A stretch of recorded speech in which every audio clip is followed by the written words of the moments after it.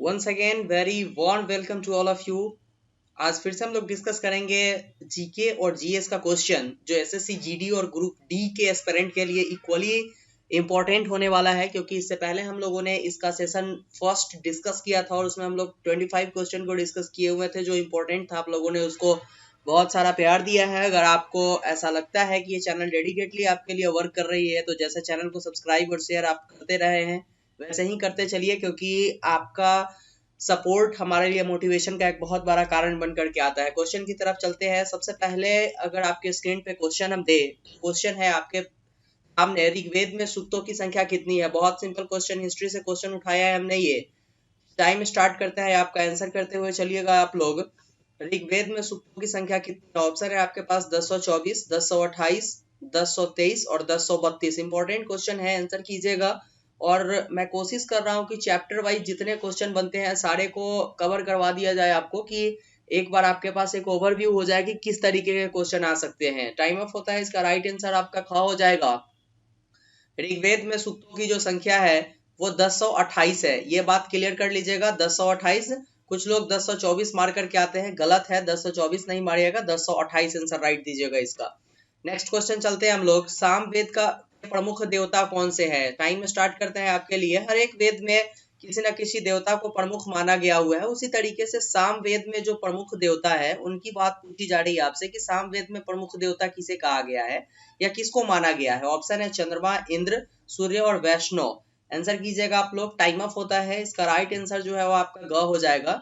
सामवेद जो है, जो चारों वेद है, ऋग्वेद, सामवेद, यजुर्वेद और अथर्ववेद, इसमें सामवेद जो आता है यहाँ पर जो प्रमुख देवता है वो सूर्य है हमारे। ठीक है, नेक्स्ट क्वेश्चन देखते हैं हम लोग।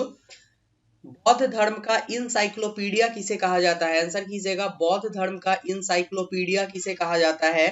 बहुत इंपॉर्टेंट क्वेश्चन है। बौद्ध धर्म में 3 पिटक होते हैं, शुद्ध पिटक, विनय पिटक और अभिधम पिटक, और इसी तीनों में से किसी एक को बौद्ध धर्म का इंसाइक्लोपीडिया कहा जाता है।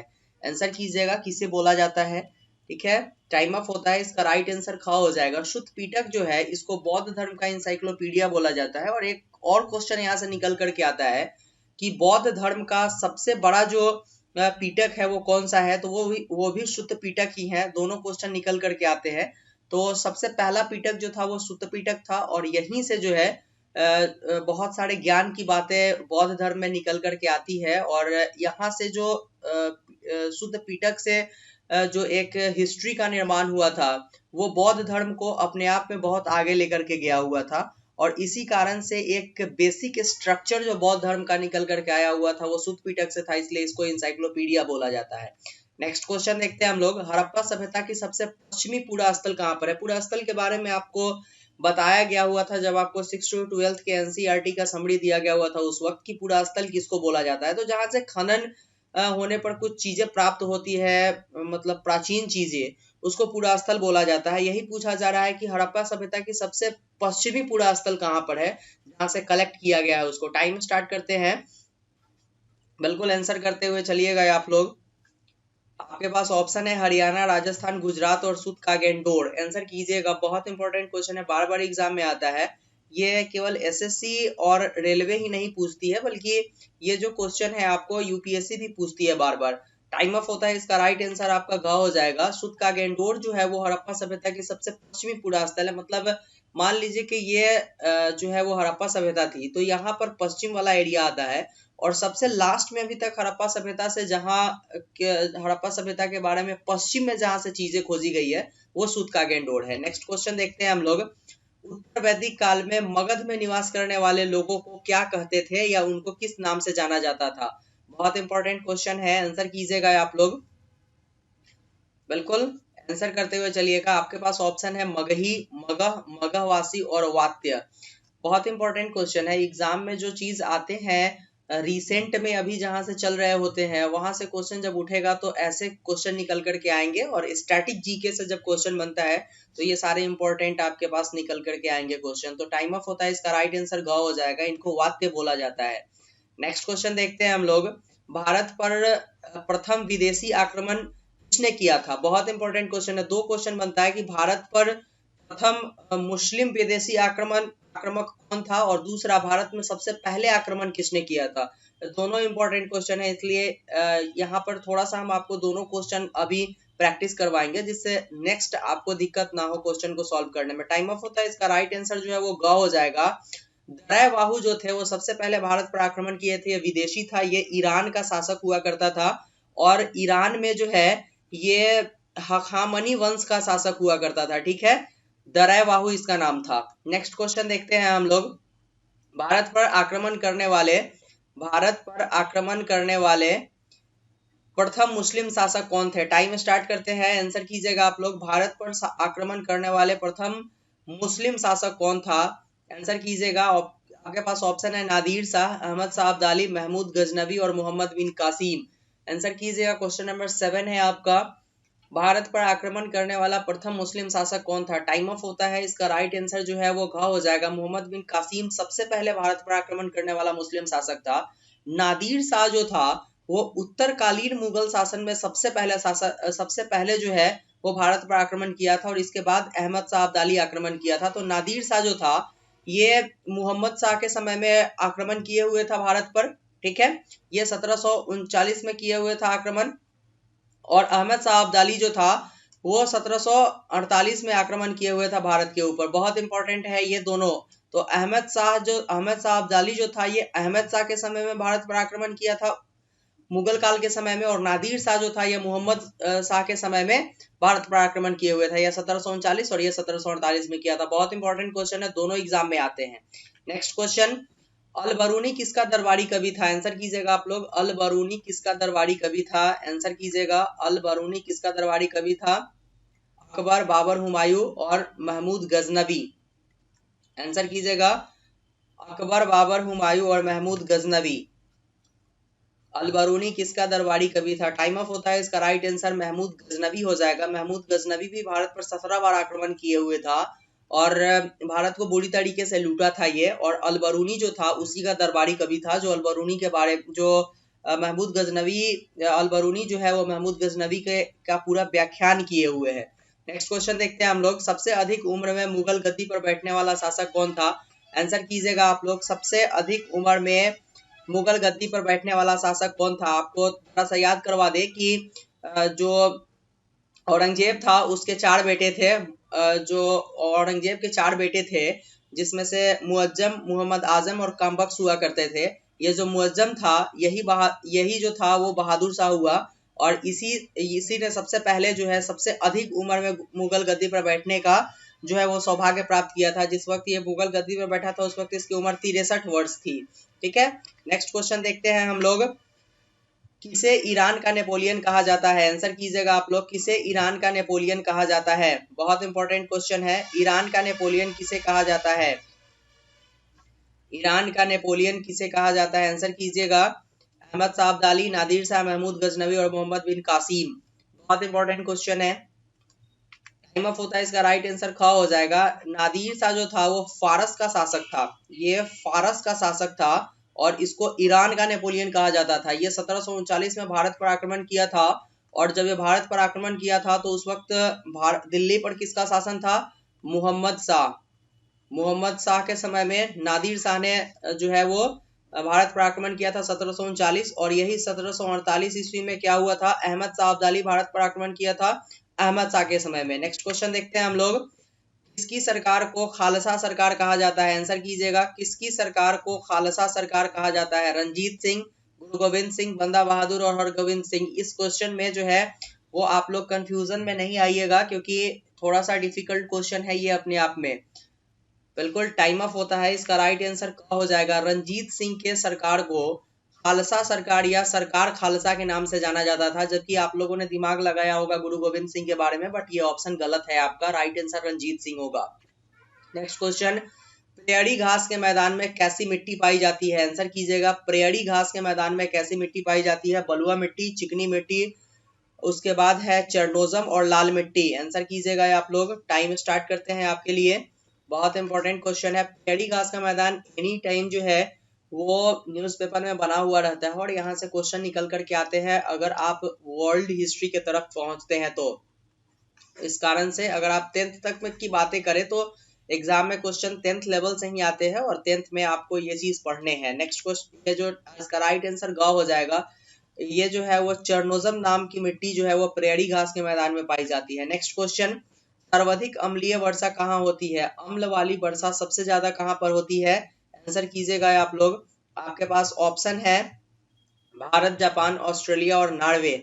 बहुत इंपॉर्टेंट क्वेश्चनों में से एक क्वेश्चन है। जो भी आपको क्वेश्चन दिए जाते हैं ये एक्सपेक्टेड एमसीक्यूज होते हैं, जहां से ज्यादा चांस होते हैं एग्जाम में क्वेश्चन आने का, और इवन यहीं से क्वेश्चन आते हैं। राइट आंसर आपका जो है वो घ हो जाएगा। नॉर्वे जो है वहां पर सबसे ज्यादा अम्लीय वर्षा होती है। और आप कमेंट कीजिएगा कि अम्लीय वर्षा में कौन सा जो है वो रसायन पाया जाता है जिसके कारण मिट्टी की उर्वरा शक्ति कम हो जाती है। नेक्स्ट क्वेश्चन, सिमुक कहाँ पे चलने वाली पवन है? आपको कुछ पवनों के बारे में बताया गया हुआ था जब आपको क्लास 6 to 12 के एनसीईआरटी के समरी करवाए गए थे उस वक्त, और इसमें आपको बताया गया हुआ था कि सिमुक जो है वो कहाँ पर चलने वाली हवा है, कहाँ पर चलने वाली पवन है। तो आंसर कीजिएगा इसका।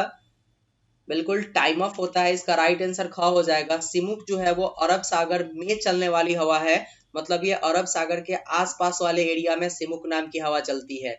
इसी में एक हवा है चिनुक, इसी में एक हवा है हरमट्टन। ये सारे चीजों के बारे में, ये सारे हवाओं के बारे में, पवन के बारे में आपको पढ़ाया गया हुआ था। नेक्स्ट क्वेश्चन, एंटीनोमीटर से किसका मापन किया जाता है? ज्योग्राफी से जो भी क्वेश्चन आ रहे हैं वो एक लेवल का क्वेश्चन है जहां से एग्जाम में बनते हैं क्वेश्चन। यही है, एंटीनोमीटर से किसका मापन किया जाता है? एक्टिनोमीटर से किसका मापन किया जाता है? बल का। यहाँ पर एक बार इसको बल कर लीजिएगा, समय का, सौर विकिरण का और सूर्य प्रकाश का। आंसर कीजिएगा। टाइम ऑफ होता है, इसका राइट आंसर ग हो जाएगा। एक्टिनोमीटर से सूर्य विकिरण का मापन किया जाता है कि सूर्य का विकिरण किस तरीके का है और इसमें कितना जो है वो प्रकाश है, इस बात का जो है वो मापन किया जाता है। नेक्स्ट क्वेश्चन, किस अधिनियम द्वारा भाषाई आधार पर राज्यों का पुनर्गठन किया गया हुआ था? पॉलिटी से जो क्वेश्चन है, इंपॉर्टेंट क्वेश्चन, भाषा के आधार पर राज्यों का पुनर्गठन कब किया गया हुआ था? एग्जाम में राज्य का पुनर्गठन अभी रिसेंट चल रहा है, तो न्यूज़पेपर में चलने के कारण यहाँ से क्वेश्चन निकल करके आएंगे, तो इसलिए इसको आप कवर कर लीजिएगा। राज्यों का पुनर्गठन भाषाई आधार पर 1956 में हुआ था। ठीक है, नेक्स्ट क्वेश्चन देखते हैं हम लोग। संपत्ति के अधिकार को किस संविधान संशोधन द्वारा मूल अधिकार से हटा दिया गया हुआ था? आंसर कीजिएगा। संपत्ति के अधिकार को फंडामेंटल राइट से कब हटाया गया हुआ था? 44वें संविधान संशोधन द्वारा, 42वें संविधान संशोधन, 32वें संविधान संशोधन और 130वें संविधान संशोधन। आंसर करते हुए चलिएगा। फंडामेंटल राइट से संपत्ति के अधिकार को कब हटाया गया हुआ था? यस, राइट आंसर ख हो जाएगा। 42वें संविधान संशोधन 1976 में संपत्ति के अधिकार को जो है वो हटाया गया हुआ था मूल अधिकार से। नेक्स्ट क्वेश्चन, अस्पृश्यता का अंत संविधान के किस अनुच्छेद में वर्णित है? आपको ये बोला जाएगा कि आपको कहीं भी कुआं, तालाब, नदी, स्नान घर या फिर होटल में किसी व्यक्ति से उसके जात के आधार पर जो है वो डिस्क्रिमिनेशन नहीं करना होगा, ऐसा अनुच्छेद में मेंशन है। और किस अनुच्छेद में मेंशन है जहां पर अस्पृश्यता को अंत करने की बात कही गई हुई है? ये टाइम ऑफ होता है, इसका राइट आंसर घ हो जाएगा। 17, अनुच्छेद जो 17 है उसमें इस सारे बातों को मेंशन किया गया हुआ है। नेक्स्ट क्वेश्चन, मूल कर्तव्य को संविधान में कब जोड़ा गया हुआ था? फंडामेंटल ड्यूटीज जो है आपके, फंडामेंटल ड्यूटीज जो है ये कब आपके कॉन्स्टिट्यूशन में जोड़ा गया हुआ था? आंसर कीजिएगा इसका। 1976 में जोड़ा गया था, 1972 में, 1978 में या फिर 1982 में? आंसर कीजिएगा। अगर आप 42वें और 44वें संविधान संशोधन के चीजों को अगर आपने पढ़ा है तो आपके लिए डिफिकल्ट क्वेश्चन नहीं होगा ये। बिल्कुल टाइम ऑफ होता है, इसका राइट आंसर हो जाएगा 1976। इसको भी 42वें संविधान संशोधन द्वारा जो है वो संविधान में जोड़ा गया हुआ था, इंक्लूड किया गया हुआ था इंडियन कॉन्स्टिट्यूशन में 42वें संविधान संशोधन 42nd कॉन्स्टिट्यूशनल अमेंडमेंट के बाद। नेक्स्ट क्वेश्चन, 5वीं पंचवर्षीय योजना कब लागू की गई हुई थी? बहुत इंपॉर्टेंट क्वेश्चन है ये। दिल्ली पुलिस का जो एग्जाम हुआ था उसमें आपको ये क्वेश्चन देखने को मिला होगा, दिल्ली पुलिस कांस्टेबल के एग्जाम में। बिल्कुल आंसर कीजिएगा आप लोग, इंपॉर्टेंट क्वेश्चन है। 5वीं पंचवर्षीय योजना कब लागू की गई हुई थी? और इसलिए इंपॉर्टेंट है क्योंकि यहाँ पर देखिए 74 से 78 की बात यहाँ पर की गई हुई थी।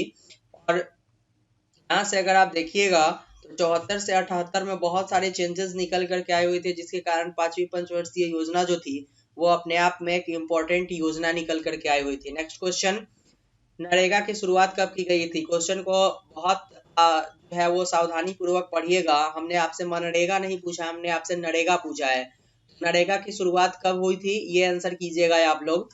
बिल्कुल इंपॉर्टेंट क्वेश्चनों में से एक है। दो क्वेश्चन यहाँ से बनता है, पहला आपसे मनरेगा पूछ लेगा और दूसरा आपसे नरेगा पूछ लेगा। ये दोनों से क्वेश्चन निकल करके आ जाते हैं, इसीलिए क्वेश्चन पूछा गया है आपसे।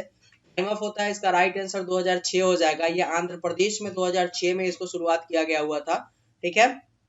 और फिर इसका नाम चेंज कर दिया गया हुआ था 2009 में, क्या? मनरेगा, महात्मा गांधी राष्ट्रीय रोजगार गारंटी योजना इसका नाम कर दिया गया हुआ था। नेक्स्ट क्वेश्चन देखते हैं हम लोग। प्रवासी भारतीय दिवस कब मनाया जाता है? आंसर कीजिएगा। प्रवासी भारतीय दिवस कब मनाया जाता है? बहुत इंपॉर्टेंट, और इस बार के लिए इसलिए इंपॉर्टेंट है प्रवासी भारतीय दिवस क्योंकि इस बार जो कोविड हुआ था, इसमें अपने ही कोविड-19 में अपने ही देश के लोग को प्रवासी मजदूर कहा जाने लगा, और इस कारण से प्रवासी वर्ड इस बार के लिए इंपॉर्टेंट है। तो क्वेश्चन यहाँ से निकल करके आएंगे। तो राइट आंसर आपका ग हो जाएगा। 9 जनवरी को हम लोग प्रवासी भारतीय दिवस के रूप में मनाते हैं। नेक्स्ट क्वेश्चन है, विश्व हिंदी दिवस कब मनाया जाता है? रिसेंट हिंदी को जो है वो आप देखते होइएगा, जो है हिंदी के ऊपर one nation and one language के ऊपर जो बात चल रही है, इस कारण से विश्व हिंदी दिवस जो है और हिंदी आज के समय में ट्रेंड में चल रहा है। तो इस कारण से यहाँ से क्वेश्चन निकल करके आएंगे। तो आंसर कीजिएगा आप लोग कि विश्व हिंदी दिवस कब मनाया जाता है? 10 सितंबर, 10 मार्च, 10 जनवरी, या इसमें से कोई नहीं? इंपॉर्टेंट क्वेश्चनों में से एक है ये आपके लिए। आंसर कीजिएगा। बिल्कुल टाइम ऑफ होने वाला है आपका। टाइम ऑफ होता है इसका राइट आंसर ग हो जाएगा। 10 जनवरी को जो है वो विश्व हिंदी दिवस के रूप में मनाया जाता है, और इसको इस बार के क्वेश्चन के लिए वीवीआई कर लीजिएगा, इस बार के सेशन के लिए। नेक्स्ट क्वेश्चन, पंजाब केसरी के नाम से किसको जाना जाता है? आंसर कीजिएगा। पंजाब केसरी के नाम से किसको जाना जाता है? गुरु गोविंद सिंह, लाला हरदयाल, लाला लाजपत राय और बिपिन चंद्रपाल, इन सारे लोगों का संबंध कहीं ना कहीं पंजाब से है, इसलिए ये ऑप्शन पुट किया गया हुआ है यहाँ पर। तो आप जो है वो थोड़ा सा कंसस होकर के इसका आंसर दीजिएगा। बिल्कुल टाइम ऑफ होता है इसका राइट आंसर आपका लाला लाजपत राय हो जाएगा। पंजाब केसरी के नाम से लाला लाजपत राय को ही जाना जाता था, न कि आप डायरेक्ट गुरु गोविंद सिंह आंसर दीजिएगा, इसका ये आंसर गलत हो जाएगा। नेक्स्ट क्वेश्चन देखते हैं हम लोग, और लास्ट क्वेश्चन, इटली का गांधी किसे कहा जाता है? कभी कभी गांधी जी से रिलेटेड जो क्वेश्चन बन करके आते हैं वो इम्पोर्टेंट होता है एग्जामिनेशन पॉइंट ऑफ व्यू से, और इसलिए यहाँ पर आपको कोई चीज अगर देखना है तो पहले ये देखिए कि क्या कोई पर्टिकुलर पर्सन जो है वो रिसेंट न्यूज़पेपर में चल रहा है क्या, और अगर चल रहा है तो उससे रिलेटेड जो भी मैटर निकल करके आते हैं उसको आप एक बार डिस्कस कीजिए। और सेम गांधी जी जो है वो अक्टूबर में अपने आप में जो है फेमस होंगे, क्योंकि जो है वो 2 अक्टूबर 1869 में उनका जन्म हुआ था, और इस कारण से न्यूज़पेपर में रहेंगे। तो उससे पहले की बातें ही जानना हमें जरूरी है उनसे रिलेटेड, क्योंकि क्वेश्चन जब बन करके आएंगे तो हम उसको डिस्कस कर पाएंगे। टाइम ऑफ होता है इसका राइट आंसर आपका ख हो जाएगा। डोनियल डार्सी जो है उनको इटली के गांधी के नाम से जाना जाता था, और इनका सेम व्यक्तित्व रहा था जैसा कि गांधी जी का रहा था। ये भी सत्य और अहिंसा को आगे बढ़ाए थे इटली में, इस कारण से डोनियल डार्सी को इटली का गांधी कहा जाता है। ये लास्ट क्वेश्चन था, और अगर आपको लगा कि ये सारे क्वेश्चन आपके एग्जामिनेशन पॉइंट ऑफ व्यू से इंपॉर्टेंट है तो चैनल को सब्सक्राइब और शेयर जैसे आप करते हैं करते रहिए, क्योंकि आपका चैनल, आपके द्वारा चैनल को सब्सक्राइब और शेयर करने से हमें मोटिवेशन मिलता है, और ये हमारे लिए बहुत इंपॉर्टेंट है अभी के समय में आपका सपोर्ट। तो ये आज के वीडियो के लिए था जिसमें हम लोगों ने सेशन 2 देखा, जो इक्वली इंपॉर्टेंट था जीके और जीएस का क्वेश्चन एसएससी जीडी और ग्रुप डी के लिए। तो आप चैनल को सब्सक्राइब और शेयर करते रहिए, और रोज शाम में 7 बजे हमसे इसी तरीके के क्वेश्चन के साथ मिलिए। तो मिलते हैं नेक्स्ट वीडियो में सेशन 3 के साथ। तब तक के लिए thank you, good bye and take care.